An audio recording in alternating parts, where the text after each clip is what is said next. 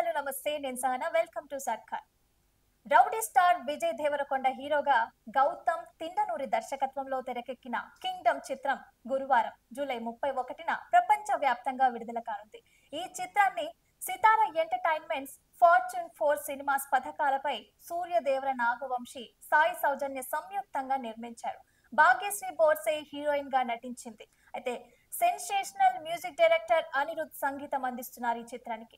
ఇటీవల రిలీజ్ అయిన ట్రైలర్ తో అంచనాలు భారీగా పెరిగిపోయాయి. చాన్నాళ్లుగా సరైన హిట్ లేని విజయ్ దేవరకొండ ఈ మూవీతో బ్లాక్ బస్టర్ కొట్టడం ఖాయమని ఫ్యాన్స్ ధీమాగా ఉన్నారు. ప్రమోషన్లలో విజయ్ కూడా ఇలాగే మాట్లాడుతున్నారు. అయితే రిలీజ్ కి ఇంకా ఒకటే రోజు ఉండటంతో ప్రీమియం షోలకి సంబంధించి డైలమా కొనసాగుతుంది. పెద్ద సినిమాలకి రిలీజ్ కి ముందు రోజే రాత్రి ప్రీమియం షోలు వేస్తుంటారు. తమ హీరో సినిమాని అందరికంటే ముందే చూడాలన్న ఆతృతతో ఉండే ఫ్యాన్స్ ఎంత ఖర్చైనా పర్లేదనుకొని ప్రీమియం షోలు చూస్తుంటారు.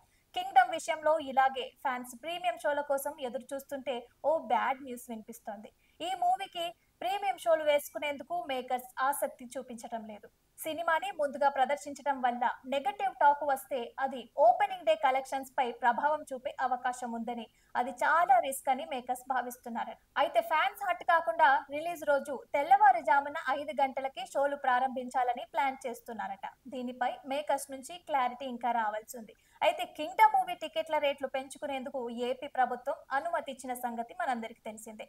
సినిమా విడుదల రోజు నుంచి 10 రోజుల పాటు ధరల పెంపునకి అనుమతిస్తూ ఉత్తర్వులు జారీ చేసింది.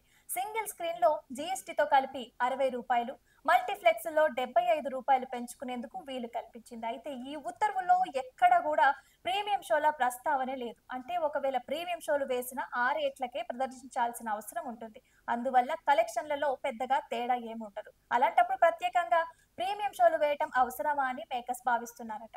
హరిహర వీరమల్లు ప్రీమియం షోకి అనుమతి ఇవ్వటంతో పాటు టికెట్ ధరని 600 ప్లస్ జీఎస్టీతో పెంచుకునేందుకు అనుమతి ఇచ్చిన ప్రభుత్వం కింగ్డమ్ విషయంలో ఇలా వ్యవహరించడం చర్చనీయాంశంగా మారింది.